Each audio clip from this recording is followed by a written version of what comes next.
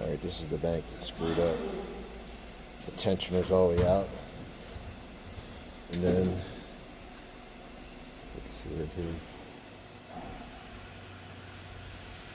here, all that movement and chain. So if you go to this side, there's really nothing that's tight. This whole main chain's gonna get replaced and the tensioners. And then you should be back in order.